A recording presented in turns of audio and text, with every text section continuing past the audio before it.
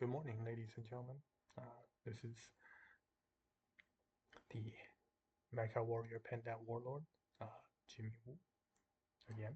Uh, Thank you all for joining us this morning. Uh, Today, this is just going to be a couple things that I forgot to talk about last time and catching up. Uh,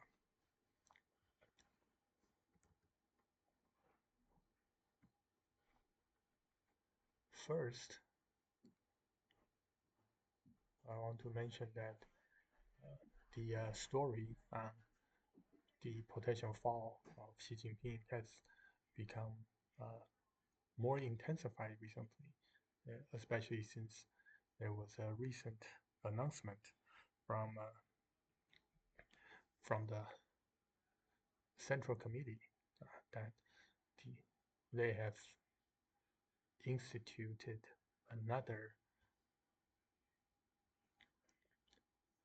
uh, coordinating committee, that's small leading group, that is going to supervise all of the small leading groups that Xi Jinping had chaired before. That all of the small leading groups decisions have to come through the new supervising small leading group, and that Xi Jinping himself is not going to be fully in charge of the new small leading group anymore, but the coordinating body anymore.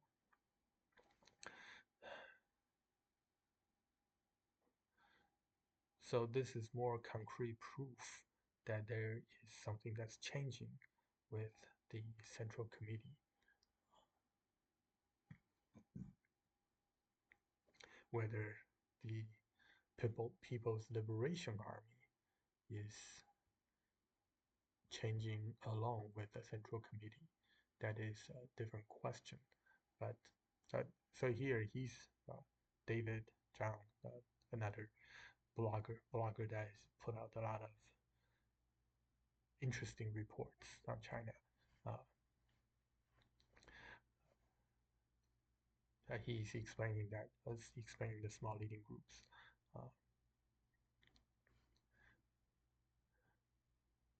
How Xi Jinping was using the small leading groups, and now how the new supervising committee is going to check the decisions and work of all of the small leading groups.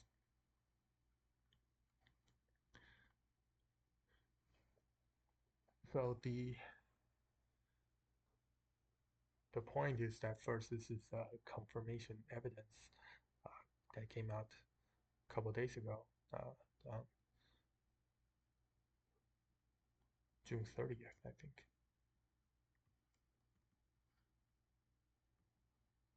Yeah, it came out on June 30th. And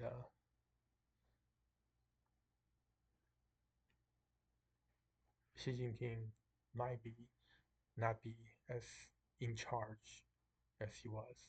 There are two alternative hypotheses here, two alternate competing hypotheses. One, given this confirming evidence that something is changing, one is that Xi Jinping is completely out of power, as Lei and the others have been saying, that he is soon going to be retired. Or two, the alternative interpretation is that Xi will be sharing more power with other factions instead of running everything himself. And the question here becomes that Xi Jinping has been running anti-corruption for a very long time. I don't need to worry about being Davis' sponsor here. So, anyway,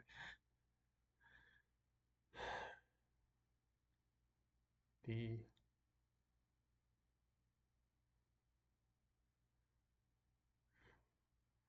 Xi Jinping has been running anti-corruption for a long time, for at least 10 years, uh, more like 15 years, ever since the the war. He started laying down the groundwork for his anti-corruption and the revival of the Chinese Communist Party work, ever starting around 2010, I think, first by consolidating power. But the seeds are there, and he started doing that. And if Hu Jintao faction and all others really disagreed with Xi Jinping's direction, then they could have come out ahead and fight him back in, say, 2011, 2012, when it became clear that he started taking out political rivals that way. But no, they didn't. They waited more than 15 years until 2025 to really make their move to remove Xi Jinping from control.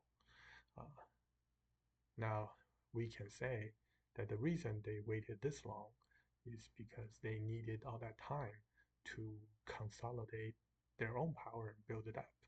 Uh, but that is that is not a sufficient interpretation because again, you don't need that much time to build people up. Even the People Liberation Army, uh, if you're talking about promotions and removals, retirements, and potential killings, purges, it does not take that long. There are always plenty of people who are, I mean, the military is designed to get their people replaced. There are always plenty of generals who are and colonels waiting for the next promotion. And the Hu Jintao faction, which is what uh, seems to be running the show right now, or the suspect for the power struggle here. Uh, they have plenty of allies in the People Liberation Army, plenty of candidates that they could promote to check Xi Jinping's uh, choices at any given time. Uh, so even though the People Liberation Army personnel decisions are uh, are very obvious and they only recently happened, uh, it is not evidence that uh, they were waiting to promote the PLA generals before making their move. They were already making their move before the PLA generals got replaced and got purged. Uh, the the army, the PLA is an instrument of the party, even though it is a power base in some sense, but it is not an absolute power base because they obey the party. Okay, so the the changes in the PLA uh, represent a lagging indicator. It's not a leading indicator. Very laggy at that. Other changes had already happened within the Central Committee and with all of the power bases in the on the civilian side, on the party side of things, before they manifested as uh, personnel changes in the PLA. So Lei, uh,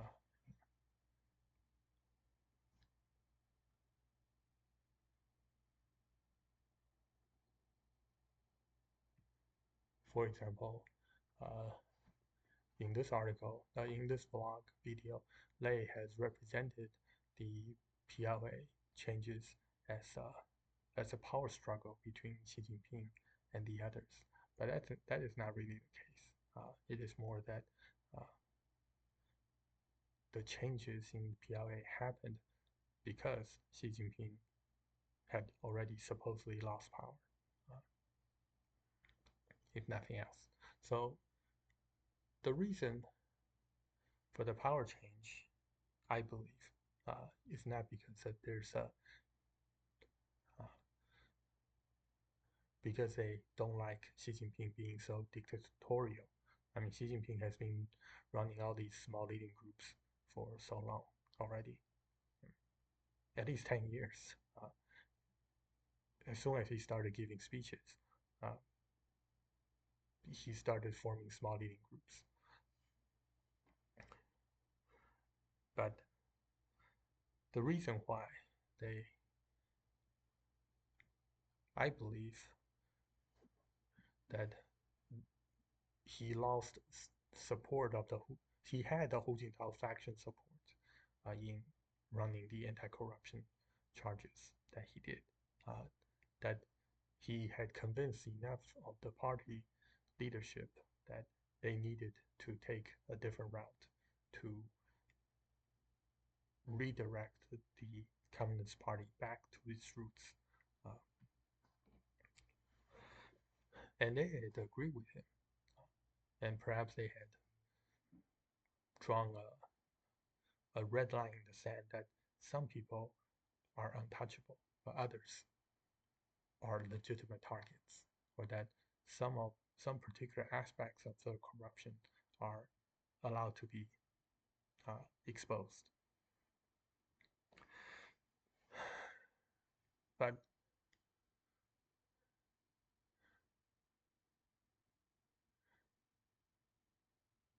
recently, over the last 2-3 years, Xi Jinping has lost support of the other factions in the party. And why is that? The reason is the economics, I believe, and not that.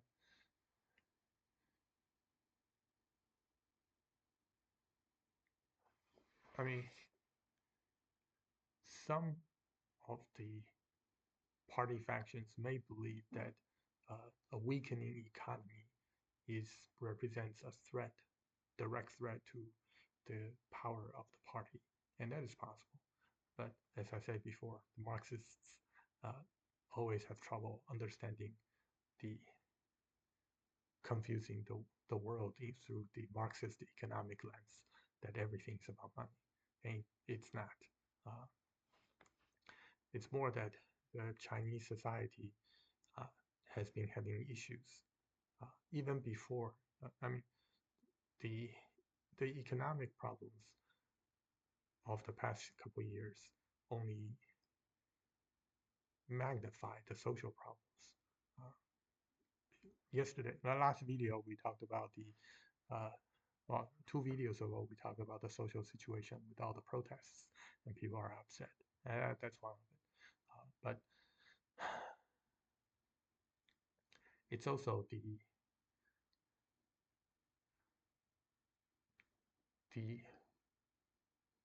Donald Trump's tariffs and all the building America that both Biden and Trump administrations try to do, reshoring manufacturing, uh, pivoting away from China starting in 2016.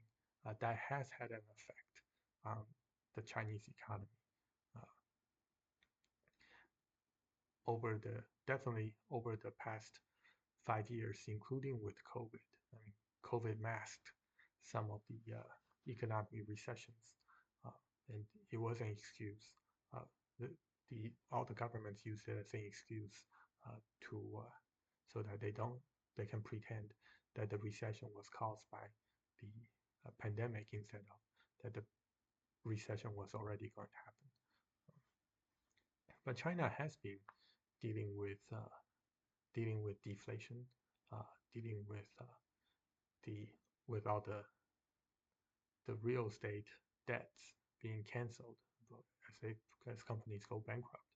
That is a deflation of the asset, as we talked about before.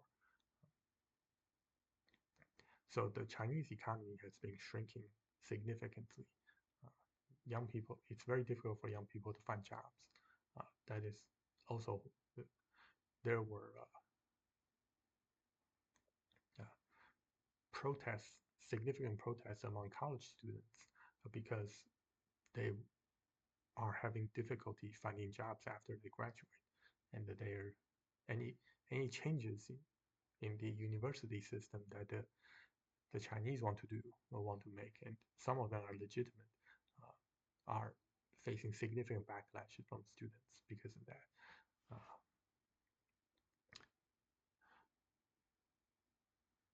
But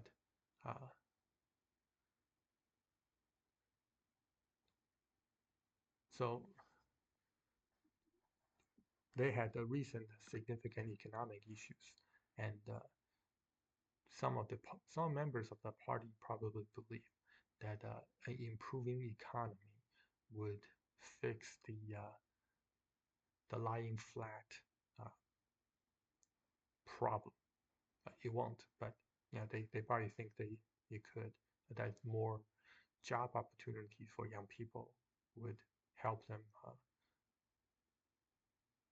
reintegrate with society, re-engage with society. But the anyway, uh, and Xi Jinping is instead focusing in a different direction.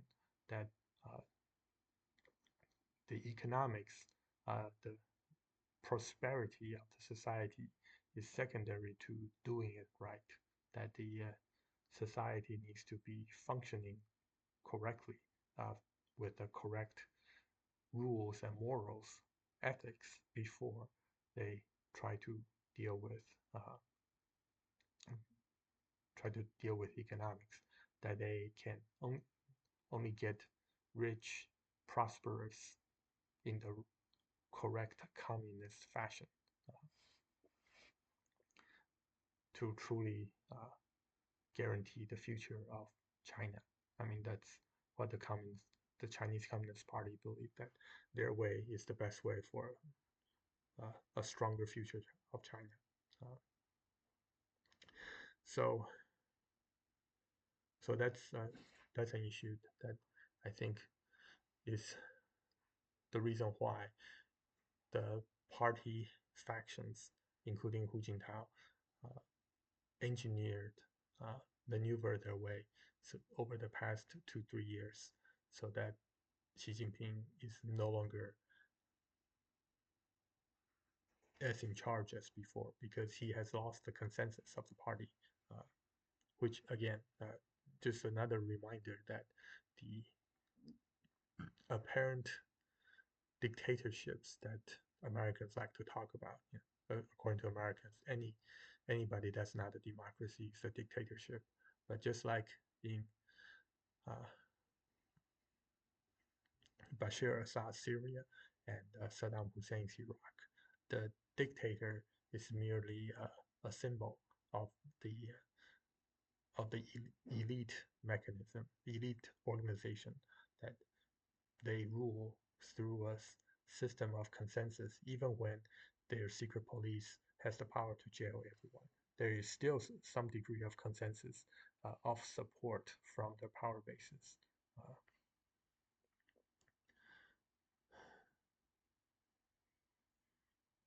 so we're going to have to keep watching and see what happens. What's the exact shape of what's happening here? But another note that I want to bring up is this video that Lei talked about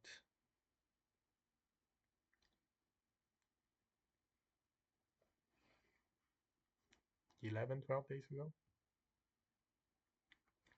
uh, last week, where the stuff that was happening in Iran, it represents potentially less of a loss of Chinese prestige, because Iran seemed to have not succeeded, not won the battle against Israel. Uh, whether a more activist China could have done something to make Iran victorious in the recent conflict. That's a different story. But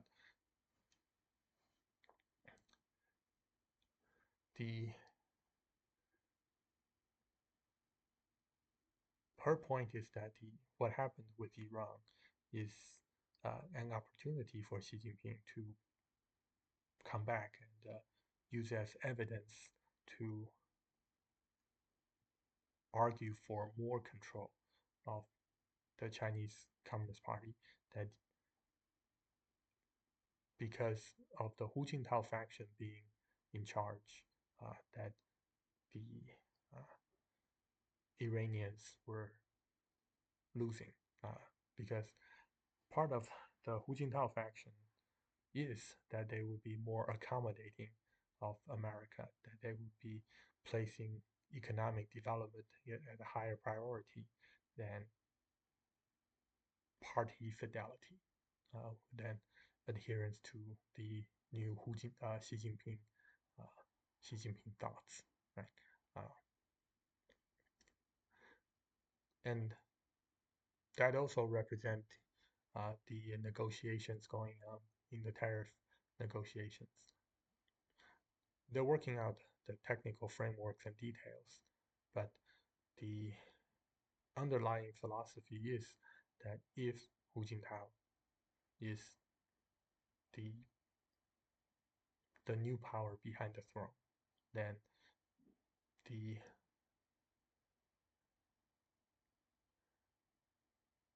the new economic deal with America would represent loss of Chinese sovereignty. I mean, that's right now they like 100% sovereign, they were able to sell anything they want to America, and so any loss of that uh, uh, economic control represent decrease in Chinese sovereignty over their own economy. Uh, so the economic negotiations, the tariff negotiation, it does represent another avenue of where we can see what's happening, who's in charge of the Communist Party, which faction is dominant. But anyway, the point is that even while we're waiting for more concrete indicators from China about what's going on, and all the predictions people have been making that the September military parade, birthday parade, is going to be the public debut of the new powers in China, that things are still happening, and Iran and the trade negotiations could give Xi Jinping justifications to stay in charge, and we might see him still leading that parade in September. Uh, so here conclude my 2 points tonight. That first of all, the reason the change is happening now is because the the Chinese economic depression, recession, uh, convinced some of the party leaders to go in a different direction. Uh, and two, that Xi Jinping has not left the building yet, and that there are possibilities that he can come back. And until the fat lady sings, we just have to wait and see. Uh, so, thank you all, and see you next time.